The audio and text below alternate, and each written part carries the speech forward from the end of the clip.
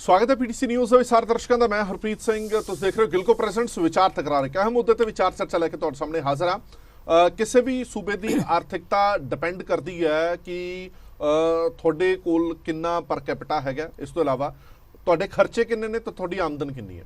ਜਦੋਂ ਵੀ ਪੰਜਾਬ ਦੀ ਇਹ ਤਰਾਸਦੀ ਰਹੀ ਹੈ ਕਿ ਵੱਖ-ਵੱਖ ਪਾਰਟੀਆਂ ਦੀਆਂ ਸਰਕਾਰਾਂ ਜਦੋਂ ਨਹੀਂ ਹੁੰਦੀਆਂ, ਜਦੋਂ ਸੱਤਾਧਾਰੀ ਧਿਰ ਨਹੀਂ ਬਣਦੀਆਂ, ਅਜਿਹੇ ਜਿਹੇ ਐਲਾਨ ਕਰ ਦਿੱਤੇ ਜਾਂਦੇ ਨੇ ਜੋ ਕਿ ਜੇਬ ਨੂੰ ਦੇਖ ਕੇ ਨਹੀਂ ਕੀਤੇ ਜਾਂਦੇ। ਤੁਹਾਡੇ ਜੇਬ ਦੇ ਵਿੱਚ ਤਾਂ ਹੋਵੇ 50 ਪੈਸੇ ਤੇ ਤੁਸੀਂ ਐਲਾਨ ਕਰ ਦਿਓ 1 ਰੁਪਏ ਦੇ, ਫਿਰ ਉਹ ਪੂਰੇ ਕਿਵੇਂ ਹੋਣਗੇ ਇਹ ਤਾਂ ਬਾਅਦ ਦੀ ਗੱਲ ਹੈ। ਪਰ ਜੇ ਤੁਸੀਂ ਪੂਰੇ ਕਰ ਵੀ ਦਿਓਗੇ ਤਾਂ ਕਰਜ਼ੇ ਦੀਆਂ ਪੰਡਾਂ ਹੋਰ ਜ਼ਿਆਦਾ ਭਾਰੀਆਂ ਹੁੰਦੀਆਂ ਜਾਣਗੀਆਂ।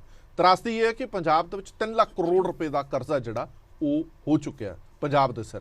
ਇਹ ਕਰਜ਼ਾ ਕਿਵੇਂ ਉਤਰੇਗਾ? ਜਿੰਨੀ ਤੁਹਾਡੀ ਕਮਾਈ ਹੈ, ਕਮਾਈ ਦੇ ਵਿੱਚੋਂ ਇੱਕ ਮੋਟੀ ਰਕਮ ਹੈ ਜਿਹੜੀ ਉਹ ਵਿਆਜ ਦੇ ਰੂਪ ਦੇ ਵਿੱਚ ਤੁਸੀਂ ਪੇ ਕਰਦੇ ਹੋ। ਅਕਸਰ ਇਹ ਪੁਰਾਣੇ ਬਜ਼ੁਰਗ ਕਹਿੰਦੇ ਸੀਗੇ ਕਿ ਘੱਟ ਖਾ ਲਓ, ਕਰਜ਼ਾ ਨਾ ਲਓ, ਕਰਜ਼ੇ ਉਤਾਰਨੇ ਬੜੇ ਔਖੇ ਹੁੰਦੇ ਨੇ। ਅਜਿਹੇ ਹਾਲਾਤ ਪੰਜਾਬ ਦੇ ਬਣੇ ਹੋਏ ਨੇ। ਹੁਣ ਪੰਜਾਬ ਦਾ ਬਜਟ ਆਉਣ ਵਾਲਾ, ਬਜਟ ਸੈਸ਼ਨ ਆਉਣ ਵਾਲਾ, ਨਵੀਂ ਬਣੀ ਸਰਕਾਰ ਦਾ ਪਹਿਲਾ ਕੰਪਲੀਟ ਬਜਟ ਹੈ ਜਿਹੜਾ ਉਹ ਇਸ ਵਾਰ ਪੇਸ਼ ਹੋਣਾ। ਬਹੁਤ ਸਾਰੀਆਂ ਉਮੀਦਾਂ ਨੇ ਪੰਜਾਬ ਦੇ ਲੋਕਾਂ ਨੂੰ, ਬਹੁਤ ਸਾਰੀਆਂ ਸੰਭਾਵਨਾਵਾਂ ਤਲਾਸ਼ਣ ਦੀ ਜ਼ਰੂਰਤ ਹੈਗੀ ਹੈ। ਪਰ ਉਮੀਦਾਂ ਤੇ ਖਰਾ ਕਿਵੇਂ ਉਤਰਿਆ ਜਾਏਗਾ ਉਸ ਤੋਂ ਪਹਿਲਾਂ ਇਹ ਦੇਖਣਾ ਪਏਗਾ ਕਿ ਸਾਡੇ ਕੋਲ ਹੈ ਕੀ ਹੈ। ਪੰਜਾਬ ਦੀ ਯਥਾਰਥ ਸਥਿਤੀ ਸਭ ਨੂੰ ਪਤਾ ਹੈ, ਕਿੰਨਾ ਹਾਲਾਤਾਂ ਦੇ ਵਿੱਚੋਂ ਨਿਕਲ ਰਿਹਾ। ਨਵੀਂ ਬਣੀ ਸਰਕਾਰ ਨੇ ਹੀ 30,000 ਕਰੋੜ ਰੁਪਏ ਦਾ ਕਰਜ਼ਾ ਲੈ ਲਿਆ। ਲੈਣਾ ਹੀ ਪੈਣਾ ਸੀਗਾ ਕਿਉਂਕਿ ਜਿੱਦਾਂ ਦੇ ਐਲਾਨ ਕੀਤੇ ਗਏ ਸੀ ਜਾਂ ਜਿੱਦਾਂ ਦੇ ਤੁਹਾਡੇ ਆਮਦਨ ਦੇ ਸਰੋਤ ਨੇ, ਉਸ ਹਿਸਾਬ ਦੇ ਨਾਲ ਕੋਈ ਵੀ ਸਰਕਾਰ XYZ ਆਉਂਦੀ ਤਾਂ ਉਸ ਨੂੰ ਇਹ ਕਰਜ਼ਾ ਲੈਣਾ ਹੀ ਪੈਣਾ ਸੀਗਾ। ਹਾਂ, ਉਹ ਗੱਲ ਵੱਖਰੀ ਹੈ ਕਿ ਸਰਕਾਰ ਤੇ ਤੰਜ ਇਹ ਜ਼ਰੂਰ ਕੱਸੇ ਜਾ ਰਹੇ ਨੇ ਕਿ ਤੁਸੀਂ ਸੱਤਾ ਦੇ ਵਿੱਚ ਆਉਣ ਤੋਂ ਪਹਿਲਾਂ ਕਹਿੰਦੇ ਸੀਗੇ ਕਿ ਸਾਨੂੰ ਤਾਂ ਪਤਾ ਹੈ ਕਿੱਥੋਂ ਕਿੱਥੋਂ ਅਸੀਂ ਕਮਾਈ ਲੈਣੀ ਹੈ, ਕਿੱਥੇ 5,000 ਕਰੋੜ ਰੁਪਇਆ, ਕਿੱਥੇ 6,000 ਕਰੋੜ ਰੁਪਇਆ, ਕਿੱਥੇ 10,000 ਕਰੋੜ ਰੁਪਇਆ। ਉਹ ਹਜ਼ਾਰਾਂ ਕਰੋੜ ਰੁਪਏ ਦਾ ਗਣਿਤ ਉਹ ਪਹਿਲਾਂ ਹੀ ਸੈੱਟ ਸੀਗਾ, ਉਹ ਹੁਣ ਪਤਾ ਨਹੀਂ ਕਿੱਥੇ ਗਾਇਬ ਹੋ ਗਿਆ, ਇਹ ਸਮਝ ਤੋਂ ਬਾਹਰ ਹੈ। ਸੋ ਪੰਜਾਬ ਦੀ ਮੌਜੂਦਾ ਸਥਿਤੀ ਹੈ ਜਿਹੜੀ ਉਹ ਕੋਈ ਬਹੁਤੀ ਚੰਗੀ ਨਹੀਂ ਹੈ। ਉਹ ਉਹਨਾਂ ਹਾਲਾਤਾਂ ਦੇ ਵਿੱਚੋਂ ਪੰਜਾਬ ਕਿਵੇਂ ਬਾਹਰ ਆ ਸਕਦਾ ਹੈ, ਬਜਟ ਦੇ ਵਿੱਚ ਪੰਜਾਬ ਦੇ ਲੋਕਾਂ ਲਈ ਕੀ ਕੁਝ ਹੋ ਸਕਦਾ, ਇਹਨਾਂ ਤਮਾਮ ਗੱਲਾਂ ਬਾਰੇ ਗੱਲਬਾਤ ਕਰਨ ਦੇ ਲਈ ਦੋ ਖਾਸ ਮਹਿਮਾਨ ਸਾਡੇ ਨਾਲ ਜੁੜੇ ਹੋਏ ਨੇ।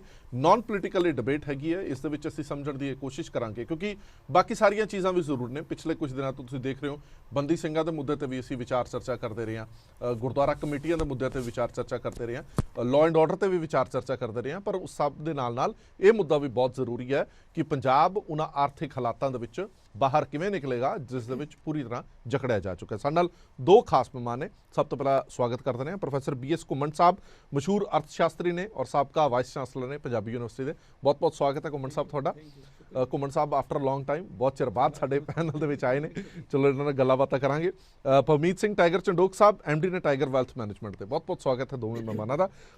ਕਿਉਂਕਿ ਬਜਟ ਪਹਿਲਾ ਤੇ ਆਖਰੀ, ਵੈਸੇ ਆਮ ਤੌਰ ਤੇ ਕਿਹਾ ਜਾਂਦਾ ਕਿ ਸਰਕਾਰ ਜਦੋਂ ਆਉਂਦੀ ਹੈ ਉਹ ਬਜਟ ਜਿਹੜਾ ਲੈ ਕੇ ਆਉਂਦੀ ਹੈ ਪਤਾ ਲੱਗ ਜਾਂਦਾ ਅਗਲੇ 5 ਸਾਲ ਸਰਕਾਰ ਦੀ ਕੀ ਰੂਪ ਰੇਖਾ ਰਹਿਣ ਵਾਲੀ ਹੈ। ਤੇ ਜਾਂਦੇ ਜਾਂਦੇ ਜਦੋਂ ਬਜਟ ਪੇਸ਼ ਕੀਤਾ ਹੋਣਾ ਹੁੰਦਾ ਤਾਂ ਇਹ ਤੈਅ ਕਰਦਾ ਕਿ ਇਹ ਸਰਕਾਰ ਵਾਪਸ ਆਏਗੀ ਕਿ ਨਹੀਂ ਆਏਗੀ, ਉੱਦਾਂ ਦਾ ਬਜਟ ਪੇਸ਼ ਕੀਤਾ ਜਾਂਦਾ। ਸੋ ਇਹ ਪਹਿਲਾ ਬਜਟ ਕੰਪਲੀਟ ਬਜਟ ਹੈ ਪੰਜਾਬ ਦਾ, ਨਵੀਂ ਬਣੀ ਸਰਕਾਰ ਦਾ। ਇਸ ਤੋਂ ਕਿੰਨੀਆਂ ਕੁ ਉਮੀਦਾਂ ਨੇ ਉਸ ਤੇ ਵੀ ਚਰਚਾ ਕਰਾਂਗੇ। ਪਰ ਜਿਹੜੀ ਫਿਲਹਾਲ ਜਿਹੜੀ ਸਥਿਤੀ ਬਣੀ ਹੋਈ ਹੈ ਉਹ ਬਹੁਤੀ ਚੰਗੀ ਹੈ ਨਹੀਂ। ਘੁੰਮਣ ਸਾਹਿਬ, ਸਭ ਤੋਂ ਪਹਿਲਾ ਸਵਾਲ, ਜਦੋਂ ਵੀ ਕੋਈ ਵੀ ਪੋਲੀਟੀਕਲ ਪਾਰਟੀ XYZ, ਕੋਈ ਵੀ, ਮੈਂ ਖਾਲੀ ਆਮ ਆਦਮੀ ਪਾਰਟੀ ਨੂੰ ਨਹੀਂ ਕਹਿ ਰਿਹਾ, ਕਿ ਬਹੁਤ ਸਾਰੀਆਂ ਪਾਰਟੀਆਂ ਨੇ ਇਲੈਕਸ਼ਨ ਦੌਰਾਨ ਬੜੇ ਦਾਅਵੇ, ਬੜੇ ਵਾਅਦੇ ਕੀਤੇ ਹੁੰਦੇ ਨੇ, ਅਕਸਰ ਹੀ ਉਹ ਸਥਿਤੀ ਨਹੀਂ ਸਮਝਦੀਆਂ ਕਿ ਪੰਜਾਬ ਦੀ ਜਾਂ ਉਹਨਾਂ ਦੇ ਸੂਬੇ ਦੀ ਵੈਲਥ ਕਿਵੇਂ ਦੀ ਹੈਗੀ ਆ। ਉਹ ਦਾਅਵੇ ਜ਼ਰੂਰ ਕਰ ਦਿੱਤੇ ਜਾਂਦੇ ਨੇ, ਫਿਰ ਜਦੋਂ ਸੱਤਾ ਦੇ ਵਿੱਚ ਆ ਜਾਂਦੇ ਨੇ ਫਿਰ ਉਹ ਕਰਨੀਆਂ ਬੜੀਆਂ ਮੁਸ਼ਕਲ ਹੋ ਜਾਂਦੀਆਂ ਨੇ। ਜੇ ਕਰ ਵੀ ਲੈਂਦੇ ਨੇ ਤਾਂ ਕਰਜ਼ੇ ਲੈ ਕੇ ਜਾਂਦੇ। ਕੋਈ ਵੀ ਸਟੇਟ, ਮੈਂ ਖਾਲੀ ਪੰਜਾਬ ਦੀ ਨਹੀਂ ਗੱਲ ਕਰ ਰਿਹਾ, ਕੋਈ ਵੀ ਸਟੇਟ ਚੱਲ ਸਕਦੀ ਹੈ ਕਰਜ਼ੇ ਲੈ ਕੇ ਆਪਣੀਆਂ ਦਿੱਤੀਆਂ ਹੋਈਆਂ ਗਰੰਟੀਆਂ ਪੂਰੀਆਂ ਕਰਨ ਤੇ?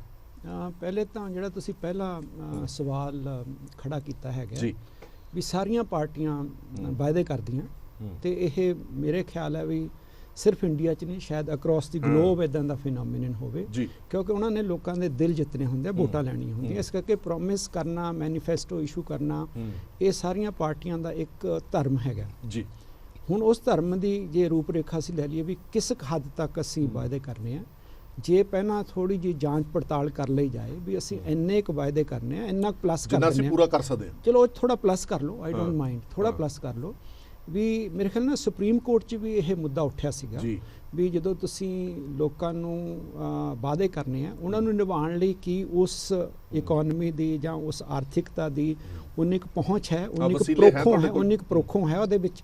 ਇਹ ਤਾਂ ਜ਼ਰੂਰ ਵੀ ਜੇ ਸਪੋਜ਼ ਕਰੋ ਤੁਸੀਂ ਕੁਛ ਪ੍ਰੋਮਿਸ ਕਰਦੇ ਹੋ, ਕੁਛ ਵਾਅਦਾ ਕਰਦੇ ਹੋ, ਉਹਦੇ ਨਾਲ ਨਾਲ ਇੱਕ ਦੱਸੋ ਵੀ ਇਹ ਪੈਸਾ ਕਿੱਥੋਂ ਆਏਗਾ। है ना। इस करके जे वो बड़ा मतलब कि प्रैक्टिस शुरू हो जाए, वादे करने ਪੋਲੀਟੀਕਲ ਪਾਰਟੀਆਂ ਦਾ ਜਿੱਦਾਂ ਮੈਂ ਕਿਹਾ ਧਰਮ ਹੈ, ਹੱਕ ਹੈ, ਪਰ ਨਾਲ ਨਾਲ ਜਿਹੜੇ ਉੱਥੋਂ ਦੇ ਵਸਨੀਕ ਹੈਗੇ ਆ, ਉੱਥੋਂ ਦੇ ਵਸਿੰਦੇ ਹੈਗੇ ਆ, ਉਹ ਜ਼ਰੂਰ ਹਰੇਕ ਪੋਲੀਟੀਕਲ ਪਾਰਟੀ ਤੋਂ ਇਹ ਆਸ ਰੱਖਦੇ ਆ ਵੀ ਜਦੋਂ ਤੁਸੀਂ ਸਾਨੂੰ ਇਹ ਪ੍ਰੋਮਿਸ ਕਰਕੇ ਲਿਆ ਰਹੇ ਹੋ ਉਹਦੇ ਲਈ ਪੈਸਾ ਕਿੱਥੋਂ ਲਿਆਓਗੇ, ਕੀ ਆਪਣੇ ਸਾਧਨਾਂ ਨਾਲ ਬੰਦੋਬਸਤ ਕਰੋਗੇ ਜਾਂ ਤੁਸੀਂ ਕਰਜ਼ਾ ਲਓਗੇ। ਉਹ ਸਾਰਾ ਕੁਝ ਟਰਾਂਸਪੇਰੈਂਟ ਹੋਣਾ ਚਾਹੀਦਾ ਤਾਂ ਕਿ ਜਦੋਂ 5 ਸਾਲਾਂ ਬਾਅਦ ਜਾਂ 2.5 ਸਾਲਾਂ ਬਾਅਦ ਲੇਖਾ ਜੋਖਾ ਹੋਵੇ ਤਾਂ ਫਿਰ ਸਾਨੂੰ ਪਤਾ ਲੱਗੇ ਵੀ ਜੋ ਸਾਨੂੰ ਤੁਸੀਂ ਕਿਹਾ ਸੀ ਉਹ ਕਿੰਨਾ ਕੁ ਪੁਗਾਇਆ ਹੈ। ਠੀਕ ਹੈ, ਇੱਕ ਲੇਮੈਨ ਦੀ ਭਾਸ਼ਾ ਦੇ ਵਿੱਚ ਮੈਂ ਕੁਮਰ ਸਾਹਿਬ ਥੋੜਾ ਜਿਹਾ ਇਹ ਸਮਝਣਾ ਚਾਹੁੰਦਾ, ਜਦੋਂ ਵੀ ਸੱਥਾਂ ਦੇ ਵਿੱਚ ਆਮ ਲੋਕਾਂ ਦੇ ਵਿੱਚ ਅਸੀਂ ਵਿਚਰਦੇ ਹਾਂ ਤਾਂ ਉਹ ਕਹਿੰਦੇ ਨੇ ਕਿ ਪੰਜਾਬ ਨੂੰ ਫ੍ਰੀ ਬੀਜ਼ ਨੇ ਮਾਰ ਦਿੱਤਾ, ਫ੍ਰੀ ਬੀਜ਼ ਨੇ ਪੰਜਾਬ ਨੂੰ ਅਜਿਹੇ ਕਰਜ਼ੇ ਦੇ ਗੇੜ ਦੇ ਵਿੱਚ ਪਾਇਆ ਜਿੱਥੋਂ ਨਿਕਲਣਾ ਬੜਾ ਔਖਾ ਹੈ। ਤੁਹਾਨੂੰ ਕੀ ਲੱਗਦਾ ਕਿ ਫ੍ਰੀ ਬੀਜ਼ ਸਮੇਂ ਦੀ ਲੋੜ ਹੈਗੀ ਹੈ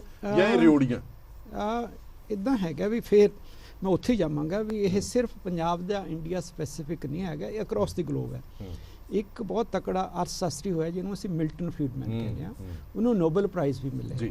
ਉਹਨੇ ਕਿਹਾ ਵੀ ਕੋਈ ਵੀ ਚੀਜ਼ ਨੋ ਲੰਚ ਇਜ਼ ਫ੍ਰੀ, ਕੋਈ ਵੀ ਲੰਚ ਫ੍ਰੀ ਨਹੀਂ।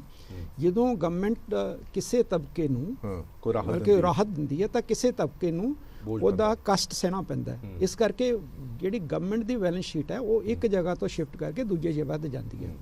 ਇਸ ਕਰਕੇ ਫ੍ਰੀ ਵੀਜ਼ ਜਾਂ ਇਹਨੂੰ ਅੱਜ ਕੱਲ੍ਹ ਨਿਊ ਵੈਲਫੇਅਰਿਜ਼ਮ ਕਹਿੰਦੇ ਹੈਗੇ ਆ, ਉਹ ਮਤਲਬ ਕਿ ਗਵਰਨਮੈਂਟ ਦਾ ਇੰਟੈਗਰਲ ਪਾਰਟ ਹੈਗਾ। ਬਟ ਗਵਰਨਮੈਂਟ ਨੂੰ ਦੋ ਚੀਜ਼ਾਂ ਦਾ ਖਿਆਲ ਰੱਖਣਾ ਚਾਹੀਦਾ ਹੈ। ਇੱਕ ਤਾਂ ਜਦੋਂ ਫ੍ਰੀ ਵੀਜ਼ ਦੇ ਰਹੇ ਆ ਉਹ ਫ੍ਰੀ ਵੀਜ਼ ਉੱਥੇ ਜਾਣੀ ਚਾਹੀਦੀ ਹੈ ਜਿੱਥੇ ਉਹਦੀ ਲੋੜ ਹੈ, ਮਤਲਬ ਕਿ ਉਹਨੂੰ ਟਾਰਗੇਟ ਸੈਂਟਰਿਕ, ਰਸਤੇ 'ਚ ਕੋਈ ਟਰਾਂਸਮਿਸ਼ਨ ਲਾਸ ਨਹੀਂ। ਜੇ ਕਿਸੇ ਗਰੀਬ ਨੂੰ ਜਾਂ ਕਿਸੇ ਮਤਲਬ ਕਿ ਜਿਵੇਂ ਆਪਾਂ ਫੀਮੇਲ ਲੇਡੀਜ਼ ਨੂੰ, ਇਸਤਰੀਆਂ ਨੂੰ ਕੋਈ ਦੇਣਾ ਤਾਂ 100 ਦਾ 100 ਰੁਪਇਆ ਸਿੱਧਾ ਉੱਥੇ ਜਾਵੇ, ਰਸਤੇ 'ਚ ਕੋਈ ਵਿਚੋਲਾ ਨਹੀਂ ਹੋਣਾ ਚਾਹੀਦਾ। ਇੱਕ ਤਾਂ ਇਹ ਗੱਲ। ਦੂਸਰਾ, ਜਿੰਨਾ ਫ੍ਰੀ ਵੀਜ਼ ਦਾ ਜਾਂ ਨਿਊ ਵੈਲਫੇਅਰਿਜ਼ਮ ਦਾ ਅਮਾਊਂਟ ਬਣਦਾ ਹੈ ਉਹਨੇ ਦਾ ਉਹਨਾਂ ਅਮਾਊਂਟ ਉਸੇ ਬਜਟ ਦੇ ਵਿੱਚ ਰੇਜ਼ ਕੀਤਾ ਜਾਵੇ, ਬਾਕੀ ਤਾਂ ਕਿ ਇੱਦਾਂ ਹੋਵੇ ਬੈਲੈਂਸ ਰਹੇ। ਇਹ ਨਾ ਹੋਵੇ ਵੀ ਤੁਸੀਂ ਫ੍ਰੀ ਵੀਜ਼ ਦੇਤੀਆਂ ਬਾਅਦ ਫਿਰ ਪਬਲਿਕ ਡੈਟ ਦੇ ਰਾਹੀਂ ਉਹਨੂੰ ਅਸੀਂ ਫਾਈਨਾਂਸ ਕਰ ਰਹੇ ਹਾਂ। ਉਹ ਜਿਹੜੀ ਰੁਝਾਨ ਹੈ ਜਾਂ ਉਹ ਤੇ ਜਿਹੜਾ ਓਵਰ ਡਿਪੈਂਡੈਂਸ ਹੈ ਉਹ ਲੌਂਗ ਰਨ ਦੇ ਵਿੱਚ, ਕਿਉਂਕਿ ਇੱਦਾਂ ਹਰਪ੍ਰੀਤ ਜੀ 5 ਸਾਲਾਂ ਲਈ ਇੱਕ ਸਰਕਾਰ ਆਉਂਦੀ ਹੈ, 5 ਸਾਲਾਂ 'ਚ ਇੰਨਾ ਕਰਜ਼ਾ ਨਾ ਉਠਾ ਲੇ ਵੀ ਆਉਣ ਵਾਲੀ ਪੀੜ੍ਹੀ ਜਿਹਨੇ ਕਰਜ਼ੇ ਦਾ ਫਾਇਦਾ ਨਹੀਂ ਉਠਾਇਆ ਉਹਨੂੰ ਵੀ ਉਹਦਾ ਪੇ ਕਰਨਾ ਪਵੇ। ਇਹਨੂੰ ਅਸੀਂ ਸਸਟੇਨੇਬਲ ਕਹਿੰਦੇ ਹਾਂ ਵੀ ਇੰਨਾ ਕੁ ਕਰਜ਼ਾ ਲਓ ਜਿੰਨਾ ਤੇ ਖਰਚ ਰਹੇ ਉਹੀ ਪੇ ਕਰ ਦੇਣ।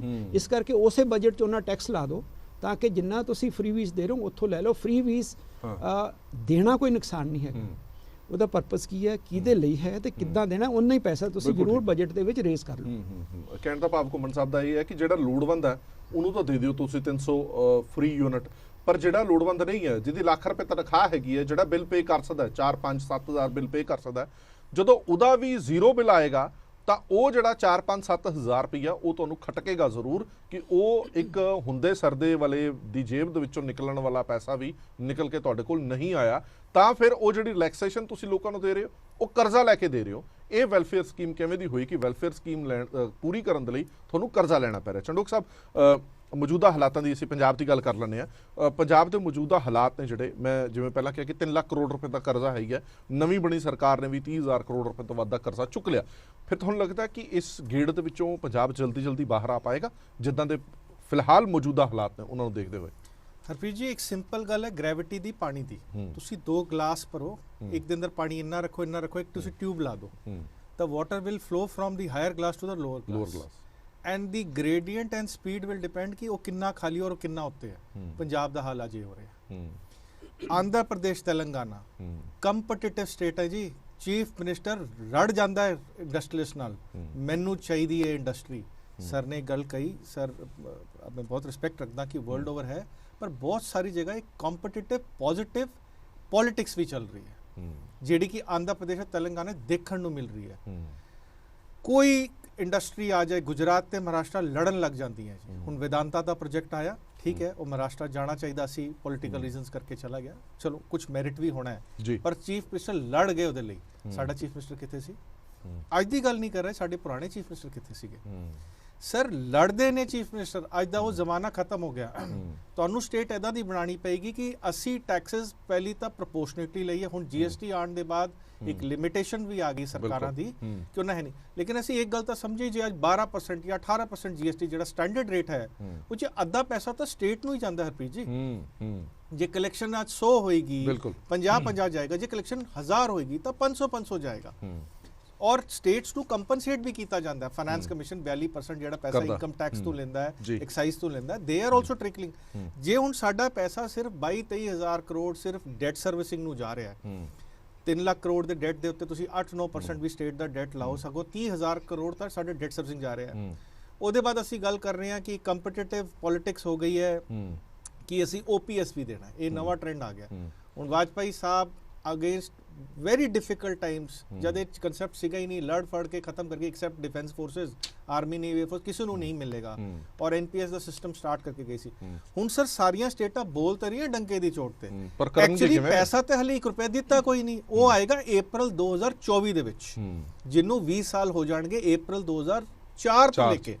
ਸਰ ਤਦ ਸਟੇਟਸ ਦਾ ਹਾਲ ਕੀ ਹੋਏਗਾ? ਸੈਂਟਰਲ ਗਵਰਨਮੈਂਟ ਨੇ NPS ਦਾ 1 ਰੁਪਇਆ ਨਹੀਂ ਦੇਣਾ, ਬਿਕੋਜ਼ ਉਹਦਾ ਪੂਲ ਵੱਖਰਾ ਹੈ, ਉਹਦਾ ਪੂਲ ਵੱਖਰਾ ਹੈ, ਉਸ EMPLOYE ਦਾ ਕੱਟਦਾ ਹੈ ਔਰ EMPLOYER ਦਾ ਕੱਟਦਾ, ਉੱਥੇ ਜਾ ਕੇ ਦਿੰਦਾ ਹੈ। ਡਿਫਾਈਨਡ ਪੈਨਸ਼ਨ ਹੁੰਦੀ ਹੈ, ਕੰਟਰੀਬਿਊਟਰੀ ਪੈਨਸ਼ਨ ਤੇ ਆਂਦੀ। OPS ਇਜ਼ ਡਿਫਾਈਨਡ ਪੈਨਸ਼ਨ, ਕਿ ਤੁਹਾਨੂੰ ਇੰਨੀ ਪੈਨਸ਼ਨ ਆਏਗੀ ਔਰ ਤੁਹਾਨੂੰ ਇੰਨਾ DA ਮਿਲੇਗਾ ਔਰ 6-7 ਪੇ ਕਮਿਸ਼ਨ ਰੇਟ ਆਏਗਾ, ਉਹ ਤੁਹਾਡੇ ਰਿਵਾਈਜ਼ ਹੋਏਗਾ। ਹੁਣ ਸਰ ਪੰਜਾਬ ਬਹੁਤ ਪ੍ਰੀਕੇਰੀਅਸ ਸਿਚੁਏਸ਼ਨ ਤੇ ਹੈ। ਸਾਡੇ ਇੱਥੇ ਥੋੜਾ ਲਾਅ ਐਂਡ ਆਰਡਰ ਦਾ ਇਸ਼ੂ ਵੀ ਬਹੁਤ ਜ਼ਿਆਦਾ ਵਿਗੜ ਗਿਆ ਹੈ। ਮੈਂ ਨਹੀਂ ਬਲੇਮ ਕਰ ਰਿਹਾ ਪ੍ਰੈਜ਼ੈਂਟ ਗਵਰਨਮੈਂਟ ਹੈ, ਪਰ ਕਾਫੀ ਟਾਈਮ ਤੋਂ ਵਿਗੜ ਗਿਆ। ਇੰਡਸਟਰੀ ਆ ਨਹੀਂ ਰਹੀ। ਹੁਣ ਟੈਕਸ ਤਾਂ ਤੁਸੀਂ ਉਹਨੂੰ ਕਰੋਗੇ ਨਾ, ਕੋਈ ਚੀਜ਼ ਟੈਕਸੇਬਲ ਹੋਏਗੀ।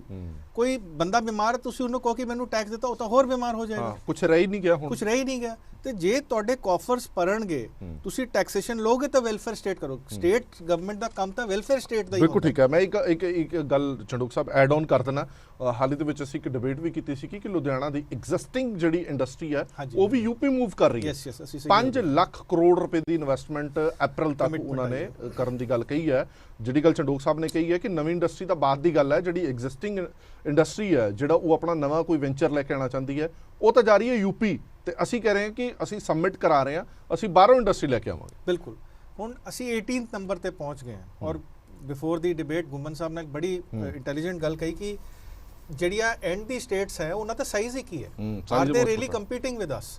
ਸਰ ਅਸੀਂ ਇਹਦਾ ਮਤਲਬ ਟੌਪ ਵੱਡੀਆਂ ਸਾਈਜ਼ ਸਟੇਟ ਦੇ ਵਿੱਚ ਜਿਹੜੇ ਅਸੀਂ ਆਲਮੋਸਟ ਬਾਟਮ 3 ਚ ਹੋਵਾਂਗੇ, ਔਰ ਇਸ ਤੋਂ ਮੈਨੂੰ ਲੱਗਦਾ ਹੈ ਸ਼ਾਇਦ 20th ਹੀ ਨਾ ਪਹੁੰਚ ਜਾਈਏ।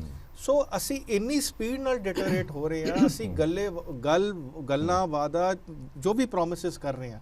ਬਾਟਮ ਲਾਈਨ ਇਹ ਹੈ ਕਿ ਜੀ ਸਾਡੀ ਸਟੇਟ ਨੂੰ ਜੇ ਸੈਂਟਰ ਹੈਲਪ ਨਹੀਂ ਕਰੇਗੀ, ਆਊਟਸਾਈਡ ਹੈਲਪ ਆ ਨਹੀਂ ਰਹੀ, ਸਾਡੇ ਆਪਣੇ ਜਿਹੜੀ ਪੰਜਾਬੀ ਡਾਇਸਪੋਰਾ ਹੈ ਉਹ ਵੀ ਸਾਨੂੰ ਹੁਣ ਪੈਸਾ ਨਹੀਂ ਭੇਜ ਰਹੀ।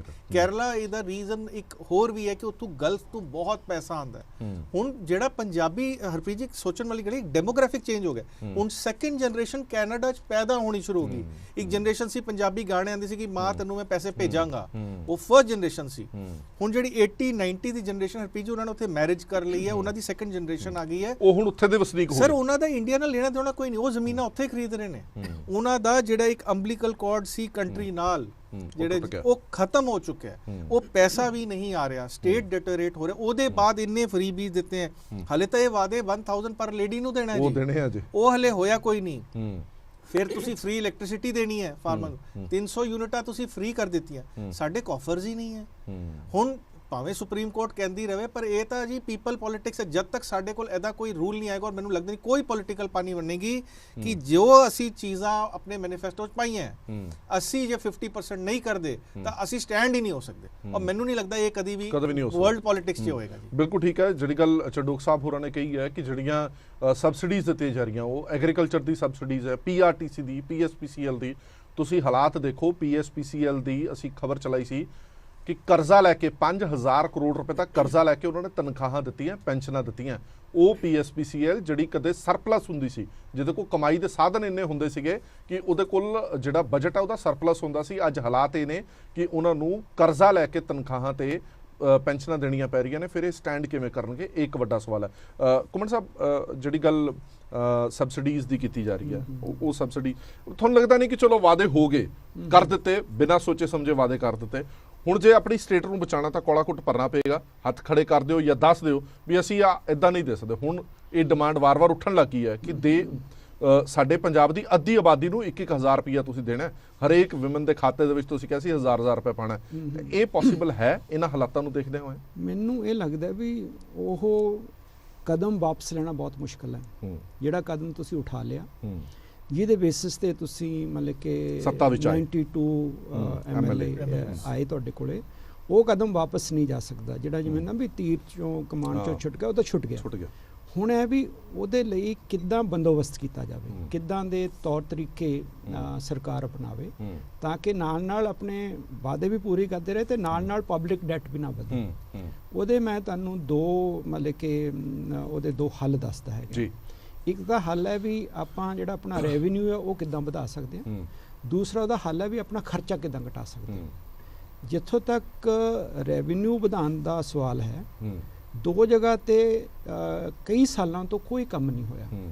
ਇੱਕ ਬਜਟ ਦੇ ਵਿੱਚ ਐਂਟਰੀ ਹੁੰਦੀ ਹੈ ਐਡੀਸ਼ਨਲ ਰਿਸੋਰਸ ਮੋਬਿਲਾਈਜੇਸ਼ਨ। ਬਿਲਕੁਲ ਵੀ ਇਸ ਸਾਲ ਅਸੀਂ ਹੋਰ ਕਿਹੜੇ ਵਿੱਤੀ ਸਾਧਨਾਂ ਨਾਲ ਹੋਰ ਪੈਸਾ ਲਿਆਵਾਂਗੇ, ਉਹ ਬਜਟ ਦੇ ਵਿੱਚ ਐਂਟਰੀ ਨਿਲ ਹੈ, ਉਹ ਹੋਏ ਨਹੀਂ ਰਹੀ।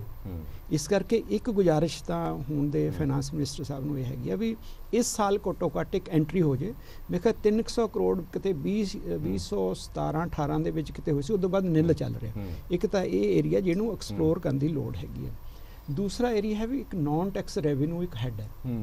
ਉਹ ਨੌਨ ਟੈਕਸ ਰੈਵਨਿਊ ਦੇ ਵਿੱਚ ਕਿਸੇ ਵੇਲੇ ਹਰਪ੍ਰੀਤ ਜੀ ਸਾਡਾ ਜਿਹੜਾ ਹਿੱਸਾ ਸੀ ਉਹ 38% ਦੇ ਕਰੀਬ ਸੀਗਾ ਤੇ ਹੁਣ ਘਟ ਕੇ ਸਿਰਫ 6% ਰਹਿ ਗਿਆ। ਮਤਲਬ ਕਿ 40 ਤੋਂ 6% ਤੱਕ ਆ ਗਏ। ਇਸ ਏਰੀਏ ਤੇ ਵੀ ਫਾਈਨਾਂਸ ਮਿਨਿਸਟਰ ਨੂੰ ਮਤਲਬ ਕਿ ਕੰਮ ਕਰਨ ਦੀ ਲੋੜ ਹੈ ਵੀ ਉਹ ਏਰੀਆ ਜਿਹੜਾ ਟੈਕਸ ਨਹੀਂ ਹੈਗਾ, ਨੌਨ ਟੈਕਸ ਰੈਵਨਿਊ, ਉਹ 'ਚ ਪਬਲਿਕ ਐਂਟਰਪ੍ਰਾਈਜ਼ਸ ਹੈਗੇ, ਉਹ 'ਚ ਡਿਸਇਨਵੈਸਟਮੈਂਟ ਹੋ ਸਕਦੀ ਹੈ, ਐਸੈਟ ਦੀ ਮੋਨੇਟਾਈਜੇਸ਼ਨ ਹੋ ਸਕਦੀ ਹੈ, ਯੂਜ਼ਰ ਚਾਰਜਰ ਉਹ ਕਦੋਂ ਦੇ ਮਤਲਬ ਕਿ ਰਿਵਾਈਜ਼ ਹੋਏ ਹੈ ਉਹਨਾਂ ਤੇ ਦੇਖਿਆ ਜਾਏ। ਮੇਰਾ ਮਤਲਬ ਜੇ ਆਪਾਂ ਵਾਅਦੇ ਪੂਰੇ ਕਰਨੇ ਤਾਂ ਕੌੜਾ ਘੁੱਟ ਭਰਨਾ ਪਏਗਾ। ਕੌੜੇ ਘੁੱਟ ਦੇ ਵਿੱਚ ਨਵੇਂ ਟੈਕਸਸ ਲੱਗਣਗੇ, ਜਿਹੜੇ ਐਗਜ਼ਿਸਟਿੰਗ ਟੈਕਸਸ ਹੈ ਉਹਨਾਂ ਦੇ ਰੇਟ ਰਿਵਾਈਜ਼ ਕਰਨ ਦੀ ਵੀ ਲੋੜ ਹੈਗੀ ਹੈ। ਜਿਹੜਾ ਨੌਨ ਟੈਕਸ ਰੈਵਨਿਊ ਆ ਉਹ ਬਹੁਤ ਤਕੜਾ ਪੋਟੈਂਸ਼ੀਅਲ ਹੈ ਜਿੱਥੇ ਸਾਨੂੰ ਲੋੜ ਹੈਗੀ ਹੈ ਇਹ ਕਰਨ ਦੀ। ਤੇ ਦੂਸਰਾ ਖਰਚੇ ਦੀ। ਪਰ ਘੁੰਮਣ ਸਾਹਿਬ ਨਵੇਂ ਟੈਕਸਸ ਦੀ ਤੁਸੀਂ ਗੱਲ ਕੀਤੀ ਆ, ਆਮ ਲੋਕ ਤਾਂ ਕਹਿੰਦੇ ਕਿ ਅਸੀਂ ਤਾਂ ਟੈਕਸਾਂ ਥੱਲੇ ਦੱਬੇ ਪਏ ਆ, ਪੈਟਰੋਲ ਪਾਓ, ਡੀਜ਼ਲ ਪਾਓ, ਕੁਝ ਲੈਣ ਜਾਓ, ਸੜਕ ਤੇ ਉਤਰੋ, ਹਰ ਚੀਜ਼ ਦੇ ਉੱਤੇ ਟੈਕਸ ਹੈ। ਨਹੀਂ ਉਹ ਤਾਂ ਤੁਹਾਡੇ ਘਰਾਂ ਤੇ ਟੈਕਸ, ਹਾਊਸ ਟੈਕਸ। ਜਦੋਂ ਵੀ ਗਵਰਨਮੈਂਟ ਤੇ ਸਿਟੀਜ਼ਨ ਦਾ ਇੱਕ ਆਪਸ ਚ ਸਮਝੌਤਾ ਹੁੰਦਾ ਵੀ ਜੇ ਗਵਰਨਮੈਂਟ ਨੇ ਸਰਵਿਸਿਜ਼ ਤੁਹਾਨੂੰ ਦੇਣੀਆਂ ਤਾਂ ਟੈਕਸ ਤਾਂ ਦੇਣਾ ਪਏਗਾ, ਉਹ ਤੋਂ ਕੋਈ ਚਾਰਾ ਨਹੀਂ ਹੈਗਾ। ਉਹ ਟੈਕਸ ਦੀ ਜਿਹੜੀ ਕੰਪਲਾਇੰਸ ਹੈ ਨਾ ਉੱਥੇ ਜਾ ਕੇ ਗੜਬੜ ਹੈਗੀ ਹੈ ਵੀ ਜਿੰਨਾ ਟੈਕਸ ਅਸੀਂ ਟਾਰਗੇਟ ਕੀਤਾ ਉਨੀ ਕਲੈਕਸ਼ਨ ਨਹੀਂ ਹੁੰਦੀ। ਮੈਂ ਤੁਹਾਨੂੰ ਇੱਕ ਐਗਜ਼ਾਮਪਲ ਦਿੰਦਾ ਵੀ ਪਿਛਲੇ 5 ਸਾਲਾਂ 'ਚ 2017-18 ਤੋਂ ਲੈ ਕੇ 2021-22 ਤੱਕ ਜਿੰਨਾ ਟੈਕਸ ਬਜਟ ਦੇ ਵਿੱਚ ਪ੍ਰਪੋਜ਼ ਕੀਤਾ ਸੀ ਉਹਦਾ ਉਹ 18% ਘੱਟ ਕਲੈਕਸ਼ਨ ਹੋਈ ਹੈ। ਵੀ ਜੇ ਫਾਈਨਾਂਸ ਮਿਨਿਸਟਰ ਸਾਹਿਬ ਇਹੀ ਕਰ ਦੇਣ ਵੀ ਜਿੰਨਾ ਅਸੀਂ ਟੈਕਸ ਲਾਵਾਂਗੇ ਇਸ ਬਜਟ 'ਚ, ਉਹ ਕਿੱਥੇ ਲੂਪਹੋਲ ਰਿਹਾ ਕੋਈ ਨਾ? ਹਾਂ, ਟੈਕਸ ਕੰਪਲਾਇੰਸ ਨਹੀਂ ਨਾ ਹੋ ਰਹੀ ਹੈ। ਵੀ ਜੇ ਫਾਈਨਾਂਸ ਮਿਨਿਸਟਰ ਸਾਹਿਬ ਇੰਨਾ ਪ੍ਰੋਮਿਸ ਕਰ ਦੇਣ ਵੀ ਜਿੰਨੇ ਟੈਕਸ ਮੈਂ ਇਸ ਵਾਰੀ ਪ੍ਰਪੋਜ਼ ਕਰੂੰਗਾ ਉਹਦਾ ਪੈਨੀ ਕਲੈਕਟ ਹੋਏਗਾ, ਇਹ ਬਹੁਤ ਅੱਛਾ ਏਰੀਆ ਜਿੱਥੇ ਅਸੀਂ ਇੰਪਰੂਵ ਕਰ ਸਕਦੇ ਹਾਂ। ਦੂਸਰਾ ਬਹੁਤ ਅੱਛਾ ਏਰੀਆ ਹੈਗਾ ਜੋ ਕਿ ਫਾਈਨਾਂਸ ਮਿਨਿਸਟਰ ਸਾਹਿਬ ਕੰਸੀਡਰ ਕਰ ਸਕਦੇ ਆ, ਜਿੰਨਾ ਅਸੀਂ ਖਰਚਾ ਇੱਕ ਬਜਟ 'ਚ ਐਲੋਕੇਟ ਕਰਦੇ ਹਾਂ ਉਹਦੇ ਨਾਲੋਂ ਮੇਰੇ ਖਿਆਲ 17% ਘੱਟ ਅਸਲੀ 'ਚ ਖਰਚ ਹੁੰਦਾ। ਫਿਰ ਅਸੀਂ ਖਰਚੇ ਹੀ ਉਹਨਾਂ ਕੁ ਦਿਖਾਈਏ। ਜੇ ਅਸੀਂ 17-18% ਜਾਂ 15% ਖਰਚੇ, ਕਮਾਈ ਵੀ ਤਾਂ ਉਨੀ ਦੱਸਦੇ ਨੇ ਜੀ, ਕਮਾਈ ਵਧਾ ਕੇ ਦੱਸਦੇ ਆ। ਨਹੀਂ ਕਮਾਈ ਬਾਰੇ ਮੈਂ ਤੁਹਾਨੂੰ ਦੱਸਿਆ ਸੀ। ਇੱਕ ਛੋਟਾ ਜਿਹਾ ਮੈਂ ਇੱਕ ਲੇਮੈਨ ਦੀ ਭਾਸ਼ਾ ਸਮਝਣਾ ਚਾਹੁੰਦਾ ਮੈਂ। ਹੁੰਦਾ ਕੀ ਹੈ ਕਿ ਬਜਟ ਦੇ ਵਿੱਚ ਕੋਈ ਐਲੋਕੇਸ਼ਨ ਰਕਮ ਕਰ ਦਿੱਤੀ ਜਾਂਦੀ ਹੈ ਕਿ ਆਹ ਚੀਜ਼ ਅਸੀਂ ਇੰਨੇ ਪੈਸੇ ਇਸ ਸਕੀਮ ਲਈ ਰੱਖ ਰਹੇ ਹਾਂ। ਹਾਂ, ਠੀਕ ਹੈ। ਉਸ ਸਕੀਮ ਦੇ ਲਈ ਉਹਨਾਂ ਪੈਸਾ ਖਰਚ ਕੀਤਾ ਹੀ ਨਹੀਂ ਜਾਂਦਾ। ਉਹੀ ਮੈਂ ਕਹਿ ਰਿਹਾ, ਉਹੀ ਫਿਰ ਕੇ ਕੈਰੀ ਫਾਰਵਰਡ ਹੋ ਜਾਂਦਾ। ਔਰ ਹਰ ਬਜਟ ਦੇ ਵਿੱਚ ਇਹ ਦਾਵਾ ਜ਼ਰੂਰ ਕੀਤਾ ਜਾਂਦਾ 200 ਕਰੋੜ ਪਿੱਛੇ ਰੱਖਿਆ, 200 ਕਰੋੜ ਹੁਣ ਰੱਖ ਰਹੇ ਆ। ਉਹ ਇਨਕਰੀਮੈਂਟਲ ਅਪਰੋਚ ਹੈ। ਮੈਂ ਇਹ ਕਹਿ ਰਿਹਾ ਸੀ ਵੀ ਜਿੰਨਾ ਅਸੀਂ ਟੈਕਸ ਲਾਇਆ ਉਹਦਾ 18% ਘੱਟ ਕਲੈਕਸ਼ਨ ਹੈ। ਠੀਕ ਹੈ। ਇੱਕ ਤਾਂ ਕਲੈਕਸ਼ਨ 100% ਕੀਤੇ ਜਾਵੇ, ਬਹੁਤ ਤਕੜਾ ਏਰੀਆ। ਦੂਸਰਾ ਜਿਹੜਾ ਤੇ ਖਰਚਾ ਉਹ 17% ਘੱਟ ਹੈ। ਮਤਲਬ ਕਿ ਜਿਹੜਾ ਅਸਲੀ ਐਕਸਪੈਂਡੀਚਰ ਫਾਈਨਾਂਸ ਡਿਪਾਰਟਮੈਂਟ ਕਰਦੀ ਹੈ ਉਹ ਐਲੋਕੇਟਡ ਤੋਂ 18% ਘੱਟ ਹੈ ਟਾਰਗੇਟ ਤੋਂ, ਉਹਨੂੰ ਉੱਥੇ ਨੱਪ ਦਿਓ, ਉੱਥੇ ਉਹਤੇ ਫੁੱਲ ਸਟਾਪ ਲਾ ਦਿਓ। Revenue can increase up to 18% and expenditure ਨੂੰ ਤੁਸੀਂ ਫਰੀਜ਼ ਕਰ ਦਿਓ 17% ਘੱਟ ਤੇ। ਬਹੁਤ ਜ਼ਿਆਦਾ ਇੱਕ ਸਕੋਪ ਹੈ ਜੋ ਕਿ ਫਾਈਨਾਂਸ ਮਿਨਿਸਟਰ ਆਪਣੇ ਅਫਸਰ ਨਾਲ ਬੈਠ ਕੇ ਐਕਸਪਲੋਰ ਕਰ ਸਕਦੇ ਹੈ। ਇਹ ਇੱਕ ਤਰੀਕਾ ਹੈ ਜਿਹਦੇ ਨਾਲ ਤੁਸੀਂ ਆਪਣੇ ਪ੍ਰੋਮਿਸਿਸ ਵੀ ਪੂਰੇ ਕਰ ਸਕਦੇ ਹੋ, ਪਲੱਸ ਜੋ ਤੁਸੀਂ ਮਤਲਬ ਕਿ ਪ੍ਰੋਮਿਸ ਕੀਤਾ ਉਹਨੂੰ ਰਿਅਲਾਈਜ਼ ਕਰ ਲਓ। ਆਈ ਥਿੰਕ ਉਹਦੇ ਨਾਲ ਕਾਫੀ ਹੱਦ ਤੱਕ ਠੀਕ ਹੋ ਬਿਲਕੁਲ। ਇੱਕ ਛੋਟੇ ਜਿਹੇ ਬ੍ਰੇਕ ਲਈ ਰੁਕਣਾ। ਚੜੋਕ ਸਾਹਿਬ, ਨਵੇਂ ਟੈਕਸਸ ਤੋਂ ਤੁਸੀਂ ਇਤਫਾਕ ਰੱਖਦੇ ਹੋ ਕਿ ਨਵੇਂ ਟੈਕਸ ਲੱਗਣੇ ਚਾਹੀਦੇ? ਬਿਲਕੁਲ ਵੀ ਨਹੀਂ, ਬਿਲਕੁਲ ਵੀ ਨਹੀਂ। ਮੈਂ ਬਹੁਤ ਇਕਨੋਮਿਸਟ ਨੂੰ ਮਿਲਦਾ and with due respect to ਕੁਮਨ ਸਾਹਿਬ, I don't know why economists wants more taxes. I have no idea, and this is a pain point whenever I discuss with economists. And मैं पूरी तरह disagree करदा wholeheartedly to the core, and मैं debate कर सकदा कि this is not a correct thing. 2000 साल पहला एक बंदा ऐसी जिसका नाम सी Chanakya, who is considered one of the most intelligent person India has ever taken birth. उन्हें एक गल कही सीगी चंद्रगुप्त मौर्य ਨੂੰ कि तू चाहता है करप्शन घट हो जाए, तू चाहता तेरे रेवेन्यू वजन, चाणक्य नीति च लिखा हुआ साहब, तू टैक्सेस घटा दे, कर कम कर दीजिए। और मैं इस गल नूं हले भी कह रहा तुसी कर घटा दो। और मैं गल तां मान साहब दी कर रहे हैं। उन्होंने कहा सी कि असी एक हॉर्स पावर दा ट्यूबवैल दिंदे सी, असी कुछ नहीं कीता, ਅਸੀਂ ਫੀਸ ਘਟਾ ਕੇ ਕੱਟ ਕਰ ਦਿੱਤੀ, ਸਾਡੇ ਕਲੈਕਸ਼ਨ ਵੀ ਵੱਧ ਗਏ, ਲੋਕਾਂ ਨੂੰ ਪ੍ਰੋਪਰ ਮਿਲਣੀ ਸ਼ੁਰੂ ਹੋ ਗਈ। ਕਿੰਨੇ ਟਾਈਮ ਦੇ 200 ਕਰੋੜ ਜਾਂ ਉਹਨਾਂ ਨੇੜੇ ਤੇੜੇ ਉਹਨਾਂ ਨੇ ਕਿਹਾ ਸੀ ਸਾਡੇ ਐਡੀਸ਼ਨਲ ਰੈਵਨਿਊ ਹੈ। ਔਰ ਉਹਦੇ ਨਾਲ ਫਾਇਦਾ ਇਹ ਹੁੰਦਾ ਹਰਪ੍ਰੀਤ ਜੀ, ਸਟੇਟ ਨੂੰ ਪਤਾ ਲੱਗਦਾ ਕਿ ਸਾਡੀ ਬਿਜਲੀ ਦੀ ਕੰਜ਼ੰਪਸ਼ਨ ਕਿੰਨੀ ਹੋ ਰਹੀ ਹੈ। ਸਾਡੀ ਤੇ ਕੰਜ਼ੰਪਸ਼ਨ ਇੰਨੀ ਡਿਸਗਾਈਜ਼ਡ ਹੈ ਕਿ ਜਿਵੇਂ ਇੰਪਲੋਇਮੈਂਟ ਡਿਸਗਾਈਜ਼ ਕਹਿੰਦੇ ਅਸੀਂ ਐਗਰੀਕਲਚਰ ਦੀ ਕਿ ਵੀ 3 ਬੰਦਿਆਂ ਨੂੰ ਖੇਤ ਜੋਤਣਾ ਚਾਹੀਦਾ ਸੀ, 5 ਕਰ ਰਹੇ। ਡਿਸਗਾਈਜ਼ਡ ਅਨਐਮਪਲੋਇਮੈਂਟ ਹੈਗੀ, ਇਕਨੋਮਿਕ ਦੀ ਟਰਮਸ ਹੈਗੀ। Sir, raising taxes is the worst thing you can do to any economy in the world. Lowering taxes is a sure shot sign, immediate sign कि ਤੁਹਾਡੇ ਕੋਲ ਪੈਸਾ ਰੁਕੇਗਾ। एग्जांपल ਦੇ ਦੇਣਾ, ਆਇਰਲੈਂਡ ਸਰ ਤੁਸੀਂ ਦੱਸੋ, ਇੱਕ ਕੰਪਨੀ ਹੈ ਐਪਲ ਜੀ, $1 ਟ੍ਰਿਲੀਅਨ ਦੇ ਰਿਜ਼ਰਵ ਤੇ ਬੈਠੀ ਹੈ। ਸਰ ਮੈਂ ਛੋਟੀ ਗੱਲ ਨਹੀਂ ਕਰ ਰਿਹਾ, ਅਸੀਂ 5 ਟ੍ਰਿਲੀਅਨ ਦੀ ਇਕਨੋਮੀ ਦੀ ਗੱਲ ਕਰ ਰਹੇ ਹਾਂ। ਉਹ ਕੱਲੀ ਇੱਕ ਕੰਪਨੀ ਸਰ, ਉਹ ਕੰਪਨੀ ਰਜਿਸਟਰ ਕਰਦੀ ਹੈ ਆਇਰਲੈਂਡ ਦੇ ਵਿੱਚ। ਕਿਉਂ? टैक्सेस ਕੱਟਦੇ ਨੇ। ਉੱਥੇ ਇੱਕ ਸਟ੍ਰੈਟਜੀ ਚੱਲ ਰਹੀ, double taxation, Irish sandwich strategy. ਉਹ ਪੜਨ ਵਾਲੀ ਚੀਜ਼ ਹੈ, ਕਦੀ ਬਾਅਦ ਚ ਦੱਸਾਂਗਾ ਜੀ। ਇੰਨੀ ਵੱਡੀ ਕੰਪਨੀ ਇੰਨੀ ਕੈਸ਼ ਟੈਕਸ ਨਹੀਂ ਦੇਣਾ ਚਾਹੁੰਦੀ। ਸਰ ਅਸੀਂ ਗੱਲ ਨੂੰ ਤਾਂ ਸਮਝੀਏ, ਟੈਕਸਸ ਵਧਾ ਕੇ ਅਸੀਂ ਫਿਨਲੈਂਡ ਨਾਰਵੇ ਨਹੀਂ ਹੈ ਜਿੱਥੇ 50% ਦਾ ਟੈਕਸ ਹੈ, ਪਰ ਉੱਥੇ ਦੀ ਇਕਨੋਮੀ ਦਿੰਦੀ ਕਿੰਨੀ ਹੈ ਆਪਣੇ ਬੰਦਿਆਂ ਨੂੰ, ਔਰ ਲੋਕੀ ਟੈਕਸਸ ਕਿੱਦਾਂ ਦਿੰਦੇ। ਫਿਨਲੈਂਡ ਤੇ ਨਾਰਵੇ ਤਾਂ ਇਹ ਮਸ਼ਹੂਰ ਹੈ ਕਿ ਜੇ ਕੋਈ ਹੌਕਰ ਚਲਾ ਜਾਂਦਾ ਲੋਕੀ ਉੱਥੇ ਪੈਸੇ ਰੱਖ ਕੇ ਚਲੇ ਜਾਂਦੇ। ਸੋ ਸਰ ਮੈਂ ਇਸ ਗੱਲ ਨੂੰ ਇਤਫਾਕ ਨਹੀਂ ਰੱਖਦਾ। ਮੈਂ ਤਾਂ ਇਸ ਫੇਵਰ 'ਚ ਹਾਂ ਜੇ ਸਾਡੀ ਸਟੇਟ ਗਵਰਨਮੈਂਟ ਇੱਥੇ ਤੱਕ ਵੀ ਆ ਜਾਏ ਕਿ ਅਸੀਂ ਇੱਕ 12% ਦਾ GST ਰੇਟ ਲੈਨੇ ਆ, 6% ਜਿਹੜਾ ਇਹਨਾਂ ਦਾ ਹਿੱਸਾ ਹੈ ਉਹ 3% ਪਾਸ ਬੈਕ ਕਰ ਦੇਣ। ਮੈਂ ਕਹਿੰਦਾ 3 ਮਹੀਨੇ ਦਾ ਪੇਨ ਪੁਆਇੰਟ ਹੋਏਗਾ। ਉਹਦੇ ਬਾਅਦ ਸਾਡੀ ਮੈਂ ਇੱਕ ਛੋਟੀ ਜਿਹੀ ਉਦਾਹਰਨ ਮੈਂ ਵੀ ਦੱਸ ਦਵਾਂ। ਹਾਲ ਹੀ ਦੇ ਵਿੱਚ ਮੈਂ ਪੈਟਰੋਲੀਅਮ ਤੇ ਇੱਕ ਡਿਬੇਟ ਕੀਤੀ ਸੀ। ਪੈਟਰੋਲ ਐਸੋਸੀਏਸ਼ਨ ਇਹ ਦਾਵਾ ਕਰਦੀ ਹੈ ਕਿ ਜੇ ਪੰਜਾਬ ਪੈਟਰੋਲ ਤੋਂ ਆਪਣੇ ਵੈਟ ਦੇ ਰੇਟ ਘਟਾ ਲੈਂਦਾ ਤਾਂ ਤੁਹਾਡਾ ਬਜਟ ਹੈ ਜਿਹੜਾ ਉਹ ਵੱਧ ਜਾਏਗਾ। ਉਹ ਕਹਿੰਦੇ ਕਿ ਜਿੰਨੇ ਬਾਰਡਰ ਸਟੇਟ ਹੈਗੀ ਆ, ਬਾਰਡਰ ਤੇ ਬਾਹਰ ਜਾ ਕੇ ਜਿਹੜਾ ਪੈਟਰੋਲ ਡੀਜ਼ਲ ਪਵਾਇਆ ਜਾਂਦਾ ਜਾਂ ਪੈਟਰੋਲ ਡੀਜ਼ਲ ਸਮਗਲ ਹੁੰਦਾ, ਜੇ ਤੁਸੀਂ ਵੈਟ ਘਟਾ ਦੋਗੇ ਤੇ ਉਹ ਸਾਰੇ ਦਾ ਸਾਰਾ ਇਕਨੋਮੀ ਹੈ ਜਿਹੜੀ ਉਹ ਤੁਹਾਡੇ ਕੋਲ ਆਏਗੀ। ਇਸੇ ਤਰ੍ਹਾਂ ਹੀ ਜਿਹੜੀ ਉਹ ਗੱਲ ਕਹਿ ਰਹੇ ਹਰਪ੍ਰੀਤ ਜੀ, ਤੁਹਾਨੂੰ ਯਾਦ ਹੋਣਾ 3 ਸਾਲ ਪਹਿਲਾਂ ਵੀ ਇੱਕ ਡਿਬੇਟ ਹੋਈ ਸੀ, ਤੁਸੀਂ ਇੱਕ ਪੈਟਰੋਲੀਅਮ ਦੇ ਕੋਈ ਬੁਲਾਏ ਸੀ। ਮੈਂ ਕਿਹਾ ਸੀ ਸਰ ਇੱਕ ਟਾਈਮ ਆਇਆ ਸੀ ਕਿ ਜਿਹੜੇ 5 ਸਾਡੀਆਂ ਨਾਰਦਰਨ ਸਟੇਟਸ ਹੈਗੀਆਂ, ਇਹਨਾਂ ਨੇ ਡਿਸਾਈਡ ਕੀਤਾ ਸੀ ਕਿ ਅਸੀਂ ਵੈਟ ਸੇਮ ਰੱਖਾਂਗੇ। ਔਰ ਪਿੱਛੇ ਪੰਜਾਬ ਸਰਕਾਰ ਨੇ ਲਿਕਰ ਦੇ ਰੇਟ ਤੇ ਵੈਟ ਦੇ ਰੇਟ ਵੀ ਘਟਾ ਦਿੱਤੇ ਸੀਗੇ। ਸਰ ਇੱਕ ਤਾਂ ਤੁਹਾਡੀ ਨਕਲੀ ਚੀਜ਼ਾਂ ਬੰਦੀਆਂ ਬੰਦ ਹੋ ਜਾਂਦੀ ਹੈ, ਇਹ ਜਿਹੜੀ ਚੋਰੀ ਹੁੰਦੀ ਹੈ, ਜਿਹੜੇ ਸਾਡੀ ਪੁਲਿਸ ਦੀ ਵੇਸਟੇਜ ਹੋ ਰਹੀ ਹੈ, ਔਰ ਉਹਦੇ ਬਾਅਦ ਉਹ ਪੈਸਾ ਕਿੱਥੇ ਤੱਕ ਜਾ ਰਿਹਾ ਹੈ, ਉਹ ਪੈਟਰੋਲ ਤੁਹਾਡਾ ਐਂਟਰ ਕਰ ਰਿਹਾ। ਹੁਣ ਸਰ ਤੁਸੀਂ ਸਭ ਤੋਂ ਵੱਡੀ ਗੱਲ ਦੇਖੋ, ਸਾਡੀ ਸਟੇਟ ਦੀ ਕੈਪੀਟਲ ਹਰਿਆਣਾ ਤੇ ਪੰਜਾਬ ਦੀ ਚੰਡੀਗੜ੍ਹ ਹੈ ਜੀ। ਬੰਦਾ ਮੋਹਾਲੀ ਤੋਂ ਕਹਿੰਦਾ ਮੈਂ ਚੰਡੀਗੜ੍ਹ ਤੋਂ ਤੇਲ ਭਰਾ ਕੇ ਮੋਹਾਲੀ ਚ ਆ ਜਾਵਾਂਗਾ। ਮੋਹਾਲੀ ਦੇ ਜਿਹੜੇ ਨੀਅਰ ਬਾਈ ਪੈਟਰੋਲ ਪੰਪ ਹੈ ਉਹ ਤਾਂ ਸਰ ਇਹ ਚੱਲਦਾ ਕਿ ਯਾਰ ਹੁਣ ਗੱਡੀ ਖਤਮ ਹੋਣੀ, ਚੱਲ ਯਾਰ 4 ਲੀਟਰ ਤਾਂ ਪਾ ਲਈ। ਇਹਦਾ ਮਤਲਬ ਸਰ ਉਹ ਤਾਂ ਲਾਸ ਮੇਕਿੰਗ ਹੋ ਗਏ। ਹੁਣ ਜੇ ਅਸੀਂ ਇੰਨਾ ਹੀ ਕਰ ਲਈਏ ਕਿ ਚੰਡੀਗੜ੍ਹ, ਸਰ ਹਰਿਆਣਾ ਦੇ ਕਈ ਚੀਜ਼ਾਂ ਦੇ ਉੱਤੇ ਪੈਟਰੋਲੀਅਮ ਚੰਡੀਗੜ੍ਹ ਤੋਂ ਘੱਟ ਹੈ, ਸੌਰੀ ਪੰਜਾਬ ਤੋਂ ਘੱਟ। ਅਸੀਂ ਇਹ ਕਰ ਲਈ ਕਿ ਉਹਨਾਂ ਦੇ ਬਰਾਬਰ ਵੀ ਕਰ ਲਈਏ, ਸਰ ਸਾਡੇ ਕੋਫਰ ਤੇ ਬਹੁਤ ਪੈਸਾ ਆਏਗਾ। ਲਿਕਰ ਕਈ ਵਾਰੀ ਪੰਜਾਬ ਦੀ ਇੰਨੀ ਮਹਿੰਗੀ ਹੁੰਦੀ, ਹਾਲਾਂਕਿ ਘਟਾਈ ਗਈ ਹੈ ਹਲੇ, ਪਰ ਹਲੇ ਵੀ ਬਹੁਤ ਸਕੋਪ ਹੈ ਕਿ ਅਸੀਂ ਘਟਾਈ। ਉਹਦੇ ਇੱਕ ਤਾਂ ਨਕਲੀ ਸ਼ਰਾਬ ਸਰ ਜਿਹੜੀ ਅਕਾਊਂਟ ਫॉर ਨਹੀਂ ਹੁੰਦੀ, ਇਹਦਾ ਤਾਂ ਉਹ ਤਾਂ ਸਟੇਟ ਨੂੰ ਪੈਸਾ ਹੀ ਨਹੀਂ ਆਇਆ ਨਾ ਜੀ, ਉਹ ਤਾਂ ਪੈਸਾ ਹੀ ਖਤਮ ਹੋ ਗਿਆ। ਚੋਰੀ ਤਾਂ ਇੱਕ ਵੱਖਰੀ ਗੱਲ ਹੈ ਕਿ ਵੀ ਨਾਰਥ ਸਟੇਟਸ ਤੋਂ ਆ ਰਹੀ ਹੈ, ਜਿਹੜਾ ਤੁਹਾਡਾ ਬਣ ਰਿਹਾ ਨਕਲੀ ਸ਼ਰਾਬ ਉਹਦੇ ਤਾਂ ਤੁਹਾਨੂੰ ਵੈਸੇ ਹੀ ਪੈਸਾ ਨਹੀਂ ਆ ਰਿਹਾ। ਸੋ ਸਰ ਇਹਦਾ ਇਲਾਜ ਬੜਾ ਸਿੰਪਲ ਹੈ, ਸਟੇਟ ਗਵਰਨਮੈਂਟ ਨੂੰ। ਅੱਛਾ ਸਰ ਤੁਹਾਨੂੰ ਇੱਕ ਗੱਲ ਹੋਰ ਦੱਸਦਾ, 2,83,000 ਕਰੋੜ ਦਾ ਡੈਟ ਸੀਗਾ ਵੈਨ ਆਪ government took over the rains of Punjab.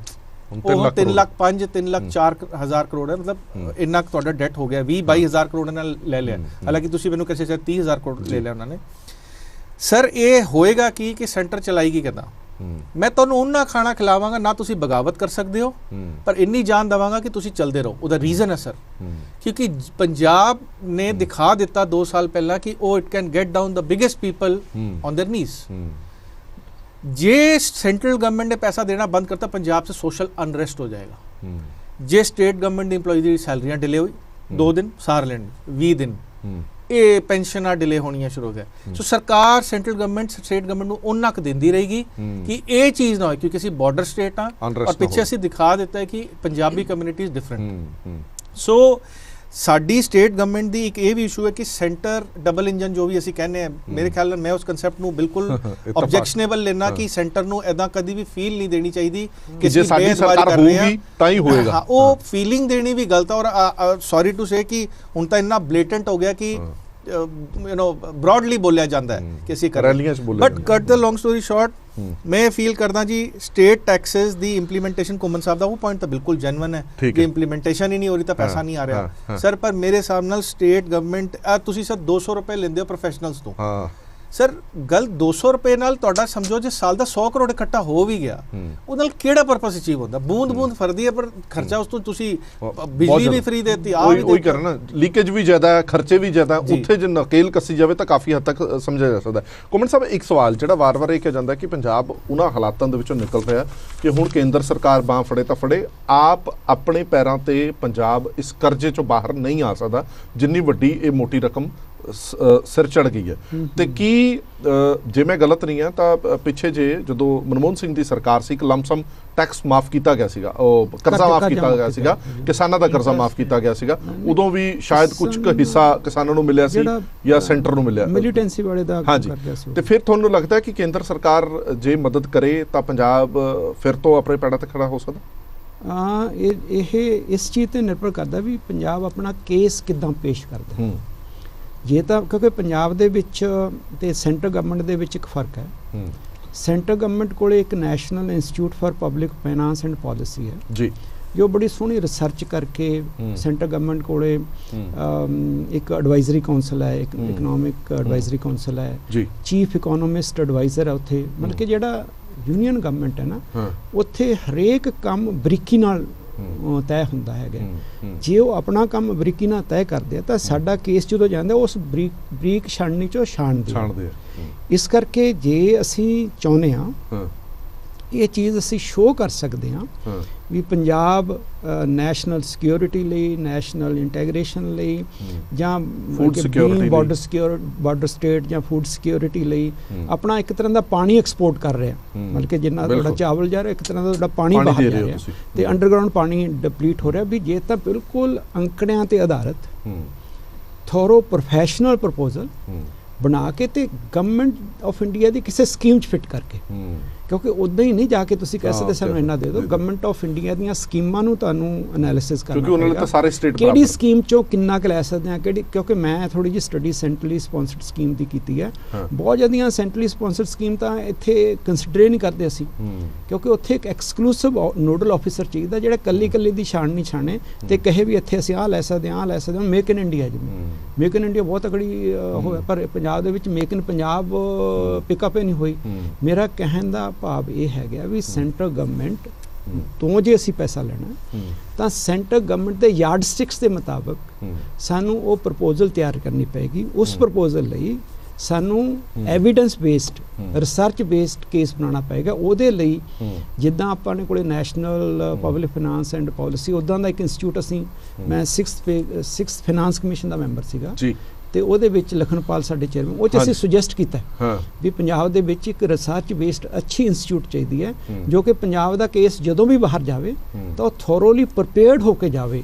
ਉੱਦਾਂ ਹੀ ਨਹੀਂ ਜਾ ਕੇ ਵੀ ਆਪਾਂ ਜਾ ਕੇ ਮਿਲ ਲਈਏ ਤੇ ਮਤਲਬ ਕਿ ਮਿਲ ਕੇ ਅਸੀਂ ਕਹੀ ਵੀ ਸਾਨੂੰ ਇੰਨਾ ਦੇ ਦਿਓ, ਸਾਨੂੰ ਇੰਨਾ ਕਿਉਂ ਦੇ ਦਿਓ, ਉਹ ਕਟਸੀ ਮਿਲਣੀ ਹੋ ਜਾਂਦੀ। ਨਹੀਂ, ਸਾਨੂੰ ਇੰਨਾ ਕਿਉਂ ਦੇ ਦਿਓ, ਉਹ ਤੱਥਾਂ ਦੇ ਨਾਲ ਕਿਸੇ ਸਕੀਮ 'ਚ ਫਿੱਟ ਕਰਕੇ। ਜੇ ਇੱਦਾਂ ਅਸੀਂ ਕਰਾਂਗੇ ਫਿਰ ਅਸੀਂ ਕੁਛ ਨਾ ਕੁਛ ਲੈ ਕੇ ਵਾਪਸ ਆਵਾਂਗੇ।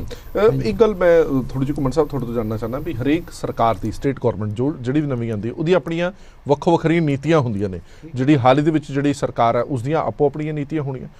ਮਾਫ ਕਰਨਾ, ਮੇਰੇ ਕੋਲ ਇੱਕ ਅੰਕੜਾ ਹੈਗਾ ਕਿ 30-35 ਕਰੋੜ ਰੁਪਈਆ ਹੁਣ ਤੱਕ ਐਡਵਰਟਾਈਜ਼ਮੈਂਟ ਤੇ ਖਰਚ ਕਰ ਦਿੱਤਾ ਸਰਕਾਰ ਨੇ। ਵਿਰੋਧੀ ਤਰ੍ਹਾਂ ਸਵਾਲ ਚੁੱਕ ਰਹੀਆਂ ਨੇ ਕਿ ਤੁਹਾਡਾ ਪੰਜਾਬ ਜਦੋਂ ਕਰਜ਼ੇ ਦੇ ਵਿੱਚ ਡੁੱਬ ਰਿਹਾ ਤਾਂ ਕੀ ਲੋੜ ਹੈ 35-40 ਕਰੋੜ ਰੁਪਈਆ ਤੁਸੀਂ ਜਿਹੜਾ ਉਹ ਐਡਵਰਟਾਈਜ਼ਮੈਂਟ ਤੇ। ਇਹ ਮੋਟਾ ਸਿਰਫ ਉਹ ਹੈ ਸਾਡਾ ਕੰਮ ਬੋਲਦਾ ਜਿਹੜਾ ਇਸ਼ਤਿਹਾਰ ਚੱਲਦਾ ਉਹਦਾ RTI ਪਾਇਆ ਗਿਆ 30-35 ਕਰੋੜ ਸਿਰਫ ਸਾਡਾ ਕੰਮ ਬੋਲਦਾ ਦੀ ਇਸ਼ਤਿਹਾਰਬਾਜ਼ੀ ਤੇ ਖਰਚਿਆ ਗਿਆ। ਓਵਰਆਲ ਤਾਂ ਪਤਾ ਹੀ ਨਹੀਂ ਕਿੰਨਾ ਪੈਸਾ ਖਰਚਿਆ ਗਿਆ।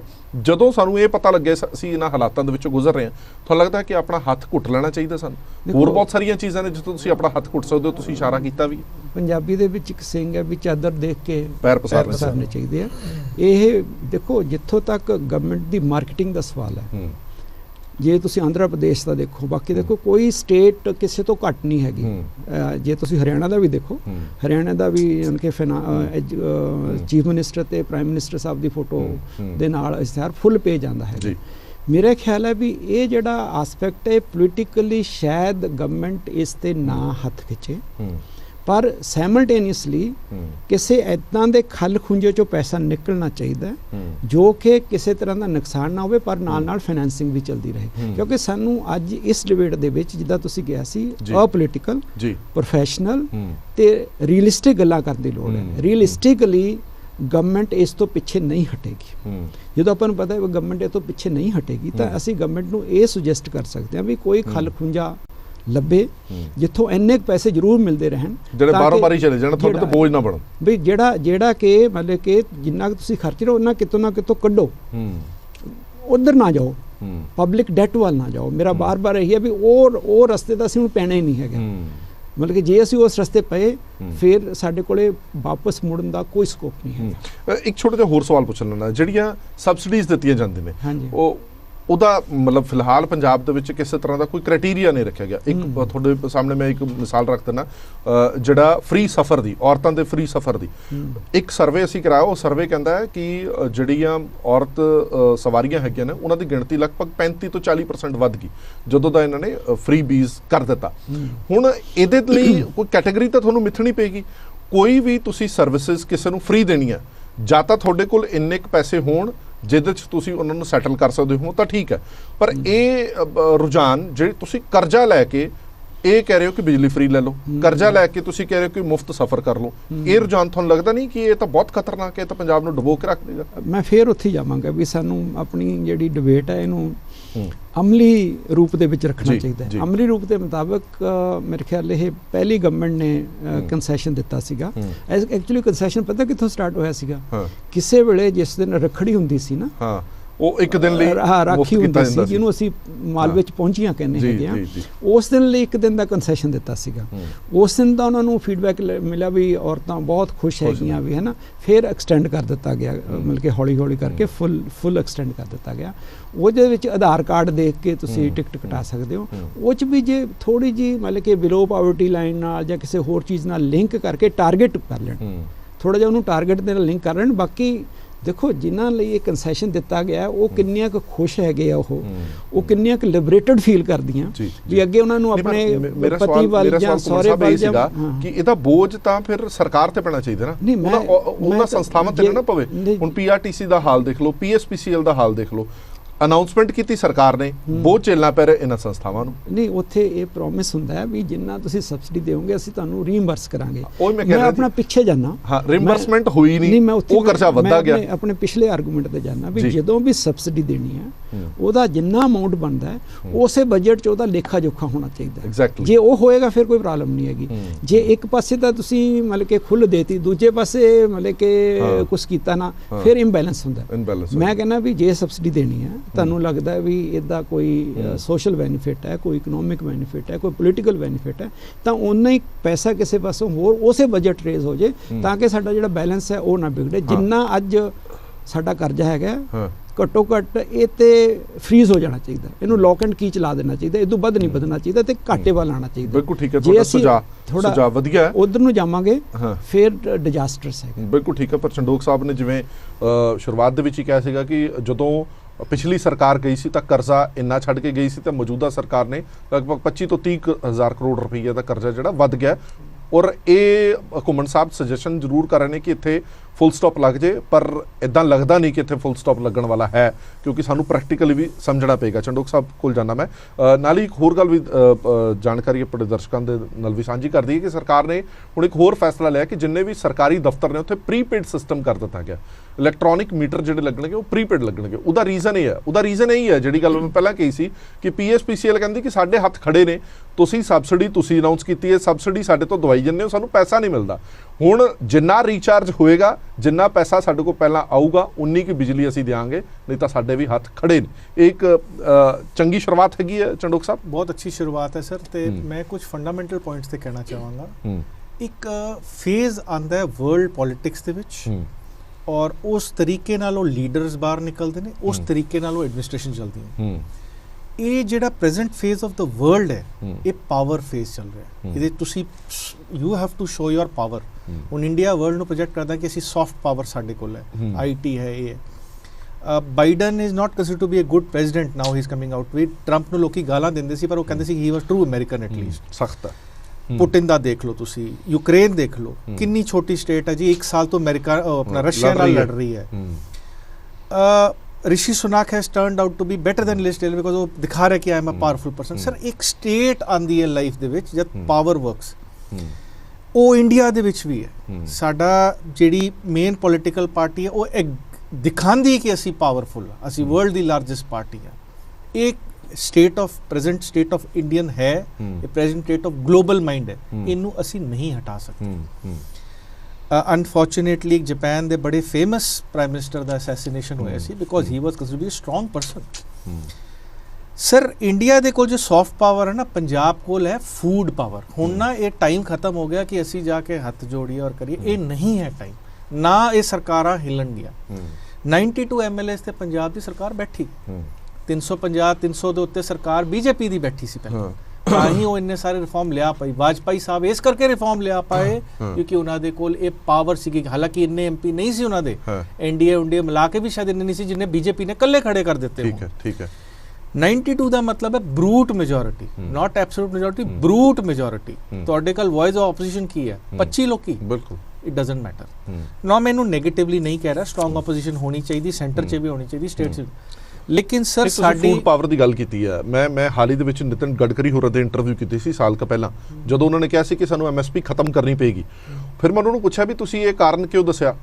ਕਹਿੰਦੇ ਜੀ ਸਾਨੂੰ ਅਨਾਜ ਪੰਜਾਬ ਹਰਿਆਣਾ ਨਾਲੋਂ ਘੱਟੋ ਘੱਟ 50% ਸਸਤਾ ਮਿਲ ਰਿਹਾ, ਪਰ ਸਾਡੀ ਮਜਬੂਰੀ ਹੈ ਕਿ ਸਾਨੂੰ ਤੁਹਾਡੇ ਤੋਂ ਅਨਾਜ ਲੈਣਾ ਪੈ ਰਿਹਾ, MSP ਤੋਂ ਲੈਣਾ ਪੈ ਰਿਹਾ। ਤੁਸੀਂ ਇਹ ਸ਼ੋਅ ਕਰਨਾ ਚਾਹੁੰਦੇ ਹੋ ਕਿ ਸਾਡੀ ਡਿਪੈਂਡੈਂਸੀ ਹੈ, ਕਿ ਉਹ ਡਿਪੈਂਡ ਹੈ ਪੰਜਾਬ ਦੇ ਉੱਤੇ, ਪਰ ਸਰਕਾਰ ਤਾਂ ਕਹਿੰਦੀ ਹੈ ਕਿ ਸਾਡੇ ਕੋਲ ਤਾਂ ਸਾਧਨ ਹੀ ਬਹੁਤ ਹੈ, ਅਸੀਂ ਤਾਂ ਅਹਿਸਾਨ ਕਰ ਰਹੇ ਹਾਂ ਕਿਸਾਨਾਂ ਦੇ ਉੱਤੇ ਉਹਨਾਂ ਤੋਂ ਅਨਾਜ ਖਰੀਦ ਕੇ।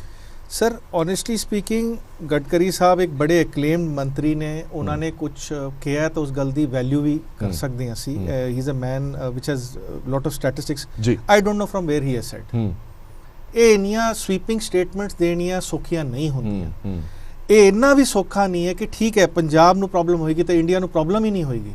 ਅਸੀਂ ਫੁੱਟਬਾਲ ਕਹਿੰਦੇ ਆ, ਠੀਕ ਹੈ ਸਾਡੀ MSP ਦੀ ਪ੍ਰੋਬਲਮ ਚੱਲ ਰਹੀ ਹੈ, ਤੁਸੀਂ ਇਹ ਕਹਿ ਰਹੇ ਹੋ ਕਿ ਇਹਦਾ ਮਤਲਬ ਬਿਹਾਰ ਜਾਂ ਚਲੋ let's not name a state, ਉਹ ਇੰਨਾ ਅਨਾਜ ਪ੍ਰੋਡਿਊਸ ਕਰ ਲੈਣਗੇ ਵਿਦਆਊਟ ਪੰਜਾਬ ਚੱਲ ਜਾਣਗੇ। ਮੈਂ ਨਹੀਂ ਸਮਝਦਾ ਸਰ ਇਹ ਪੋਸੀਬਲ। ਮੇਰੇ ਕੋਲ ਸਟੈਟਸ ਨਹੀਂ ਹੈ, ਪਰ ਮੈਨੂੰ ਲੱਗਦਾ 1/4 ਤਾਂ ਇਸ ਰੀਜਨ ਤੋਂ ਕਰਦਾ। ਸੈਂਟਰ ਦਾਵਾ ਇਹ ਕਰਦੀ ਹੈ, ਸੈਂਟਰ ਦਾਵਾ ਕਰਦੀ ਹੈ ਕਿ ਅਸੀਂ ਐਕਸਪੋਰਟ ਕਰ ਸਕਦੇ ਹਾਂ, ਸਰ ਇੰਪੋਰਟ ਕਰ ਸਕਦੇ ਹਾਂ। ਸਰ ਉਹਦਾ ਸੋਲੂਸ਼ਨ ਇਹ ਹੈਗਾ ਕਿ ਇੰਪੋਰਟ ਇਕਨੋਮਿਕਸ ਤੇ ਹੋਏਗਾ ਕਿ ਪੋਲਿਟਿਕਸ ਤੇ ਹੋਏਗਾ। ਉਹ ਤਾਂ ਗੱਲ ਹੈ, ਮੈਂ ਨੱਕ ਉੱਤੇ ਰੱਖਣੀ ਤਾਂ ਫਿਰ ਤਾਂ ਮੈਂ 10,000 ਵੀ ਖਰਚਾਂਗਾ ਐਕਸਟਰਾ, ਉਹ ਗੱਲ ਵੱਖਰੀ ਹੈ। ਸਰ ਫੂਡ ਪਾਵਰ ਸਾਡੇ ਕੋਲ ਬਹੁਤ ਹੈ, ਇਹਦੇ 'ਚ ਮੈਕੈਨਿਜ਼ਮ ਇਹ ਕਰਨਾ ਪਏਗਾ ਕਿ ਅਲਟੀਮੇਟਲੀ ਅਸੀਂ we can banish the government as much we want, but ਸਾਨੂੰ ਸੋਲੂਸ਼ਨ ਹੀ ਕੱਢਣੇ ਆ। ਜਿਹੜੀ ਸਾਡੀ ਫੂਡ ਪਾਵਰ 'ਚ ਸੈਂਟਰ ਸਟੇਟ ਗਵਰਨਮੈਂਟ ਨੂੰ ਇੰਟਰਵੀਨ ਕਰਕੇ ਸੋਚਣਾ ਪਏਗਾ ਕਿ ਕੀ ਅਸੀਂ ਉਹ ਮੈਕੈਨਿਜ਼ਮ, ਕੀ ਅਸੀਂ ਉਹ ਮੰਡੀ, ਕੀ ਅਸੀਂ ਉਹ ਮਾਰਕੀਟ ਬਣਾ ਸਕਦੇ ਹਾਂ ਜਿਹਦੇ ਵਿੱਚ ਅਸੀਂ ਇਹ ਫੂਡ। ਸਰ ਦੇਖੋ ਪਾਵਰ ਜਿਹੜੀ ਬਿਜਲੀ ਬੰਦੀ ਹੈ, ਤੁਹਾਨੂੰ ਪਤਾ ਹੋਣਾ ਪਾਵਰ ਜੇ ਭਾਖੜਾ ਡੈਮ ਤੋਂ ਬੰਦੀ ਤੇ ਤੁਸੀਂ ਮਿਲੀ ਸੈਕਿੰਡ ਦਾ ਕੰਜ਼ਿਊਮ ਕਰ ਜਾਂਦੇ ਹੋ। ਜੀ ਉਹਦਾ ਇੱਕ ਐਕਸਚੇਂਜ ਬਣਿਆ ਹੋਇਆ, ਉਹਦਾ ਇੱਕ ਐਕਸਚੇਂਜ ਬਣਿਆ, ਔਰ ਜਿਹੜੀ ਡੈਫਿਸਿਟ ਹੁੰਦਾ ਤੁਸੀਂ ਖਰੀਦਦੇ ਹੋ। ਮਤਲਬ ਤੁਸੀਂ ਮੋਨੋਪੋਲੀ ਦੀ ਗੱਲ ਕਰ ਰਹੇ ਹੋ। ਸਰ ਇਹਦਾ ਮਤਲਬ ਫੂਡ ਮੋਨੋਪੋਲੀ ਹੋਵੇ, ਪੰਜਾਬ ਬਣਾਵੇ। ਪੰਜਾਬ ਕਿਉਂ ਨਹੀਂ ਲੀਡ ਕਰ ਸਕਦਾ ਕਿ ਅਸੀਂ ਫੂਡ ਦਾ ਇੱਕ ਮਾਰਕੀਟ ਪਲੇਸ ਬਣਾਵਾਂਗੇ। ਤੁਸੀਂ ਤੁਹਾਡੇ ਕੋਲ ਡੈਫਿਸਿਟ, ਅਸੀਂ ਇੰਨਾ ਕਰਾਂਗੇ, ਇਹ ਇੰਨਾ ਕਰਾਂਗੇ, ਇਹ ਇੰਨਾ ਕਰਾਂਗੇ, ਕਿਉਂ ਨਹੀਂ ਹੋ ਸਕਦਾ? ਸਾਡੀ ਡਿਪੈਂਡੈਂਸੀ MSP ਤੇ ਇੰਨੀ ਜ਼ਿਆਦਾ ਕਿਉਂ ਹੈ?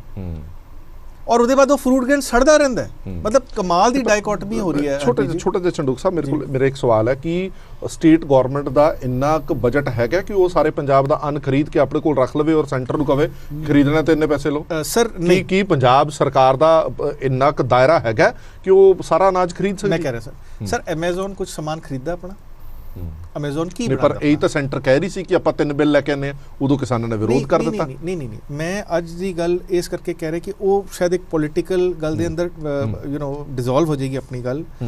ਮੈਂ ਸਿਰਫ ਇੰਨਾ ਕਹਿ ਰਿਹਾ ਕਿ ਐਮਾਜ਼ਨ ਇੱਕ ਮਾਰਕੀਟ ਪਲੇਸ ਹੈ।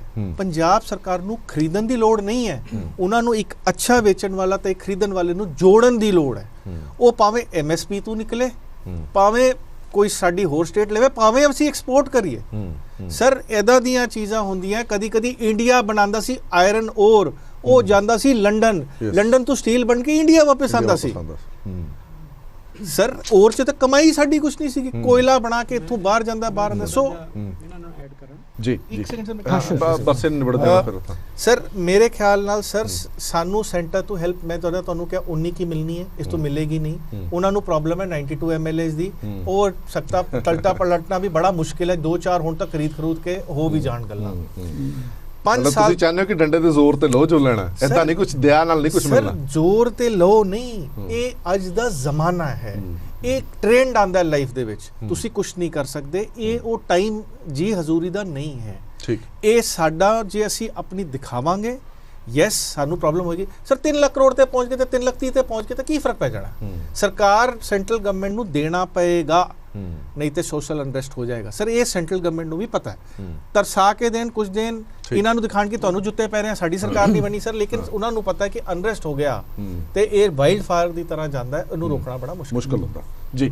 ਮੈਂ ਇਸੇ ਦੇ ਸੰਬੰਧ ਚ ਨਾ ਜਿਹੜਾ ਇਹਨਾਂ ਨੇ ਗ੍ਰੀਨ ਰੈਵੋਲੂਸ਼ਨ ਦੀ ਗੱਲ ਕੀਤੀ ਜਾਂ ਫੂਡ ਸਿਕਿਉਰਿਟੀ ਦੀ ਗੱਲ ਕੀਤੀ, ਤੁਸੀਂ ਗਡਕਰੀ ਸਾਹਿਬ ਦੀ ਗੱਲ ਕੀਤੀ।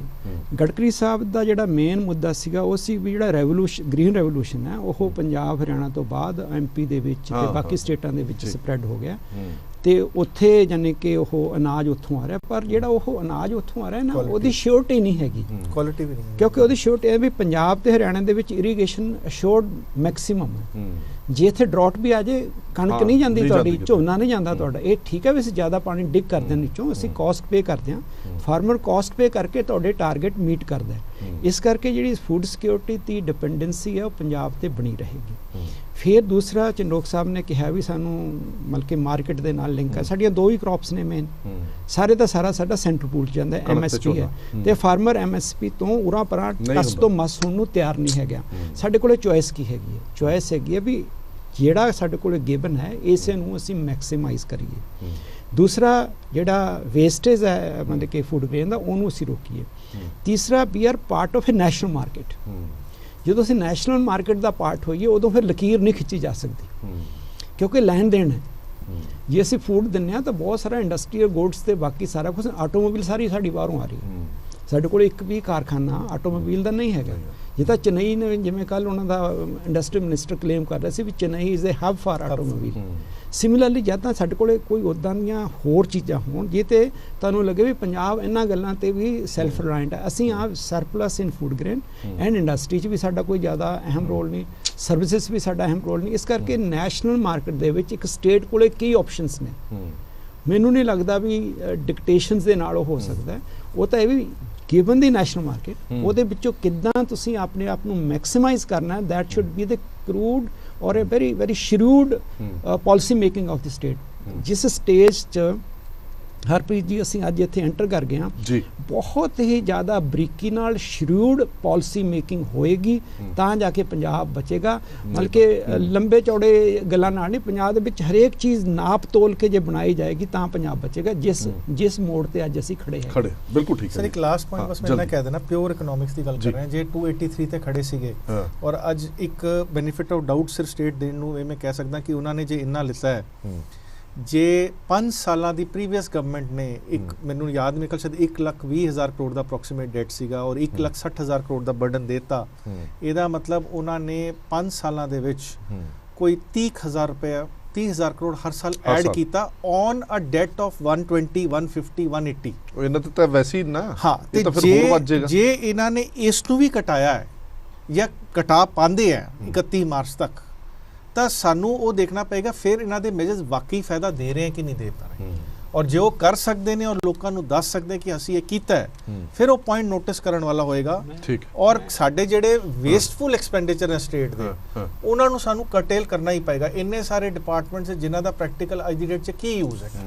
ਔਰ ਸੈਂਟਰਲ ਗਵਰਨਮੈਂਟ ਦੀ ਇੱਕ ਚੀਜ਼ ਅੱਛੀ ਲੱਗਦੀ ਹੈ ਕਿ ਉਹ ਕਹਿੰਦੇ ਕਿ ਅਸੀਂ ਆਰਕੇ ਲਾਜ਼ ਨੂੰ ਪਤਾ ਨਹੀਂ 44,000 ਲਾਜ਼ ਨੂੰ ਅਸੀਂ ਖਤਮ ਕਰ ਦਿੱਤਾ। ਆਈ ਐਮ ਸ਼ੋਰ ਪੰਜਾਬ ਦੇ ਅੰਦਰ ਵੀ ਇਹਦਾ ਤੇ ਬਹੁਤ ਫਿਊਟਾਈਲ ਐਕਸਰਸਾਈਜ਼ ਹੋਣਗੇ ਜਿਹੜਾ ਟੋਟਲ ਬਰਡਨ ਹੈ ਜਿਹੜਾ ਡੂ ਅਵੇ ਕਰ ਸਕਦੇ। ਚਲੋ ਮੇਰੇ ਕੋਲ ਸਮਾਂ ਘੱਟ ਹੈ, ਬਹੁਤ ਬਹੁਤ ਧੰਨਵਾਦ ਦੋਵੇਂ ਮਹਿਮਾਨਾਂ ਦਾ, ਕਿਉਂਕਿ ਹਲੇ ਬਜਟ ਸੈਸ਼ਨ ਦੂਰ ਹੈ। ਉਸ ਤੋਂ ਪਹਿਲਾਂ ਦੁਬਾਰਾ ਫਿਰ ਚਰਚਾ ਜ਼ਰੂਰ ਲੈ ਕੇ ਆਵਾਂਗੇ ਜਦੋਂ ਇੰਟਰਸਟਿੰਗ ਗੱਲਾਂ ਪੰਜਾਬ ਦੇ ਹੱਕ ਹਕੂਕ ਦੀਆਂ ਗੱਲਾਂ ਹੋ ਰਹੀਆਂ ਹੋਣ, ਉਦੋਂ ਸਮਾਂ ਪਤਾ ਹੀ ਨਹੀਂ ਲੱਗਦਾ। ਬਹੁਤ ਬਹੁਤ ਧੰਨਵਾਦ ਇੱਕ ਵਾਰ ਫਿਰ ਤੋਂ ਦੋਵੇਂ ਮਹਿਮਾਨਾਂ ਦਾ, ਔਰ ਉਮੀਦ ਕਰਦੇ ਹਾਂ ਕਿ ਸਰਕਾਰ ਜਾਂ ਸਰਕਾਰ ਦੇ ਨੁਮਾਇੰਦੇ ਇਸ ਵਿਚਾਰ ਚਰਚਾ ਨੂੰ ਜੇ ਸੁਣਦੇ ਹੋਣਗੇ ਤਾਂ ਜ਼ਰੂਰੀ ਹੋਏਗਾ ਕਿ ਇਹਨਾਂ ਸਾਰੀਆਂ ਚੀਜ਼ਾਂ ਨੂੰ ਧਿਆਨ ਦੇ ਵਿੱਚ ਰੱਖਿਆ ਜਾਵੇ, ਕਿਉਂਕਿ ਸਾਰੇ ਹੀ ਪੰਜਾਬ ਹਿਤੈਸ਼ੀ ਆ।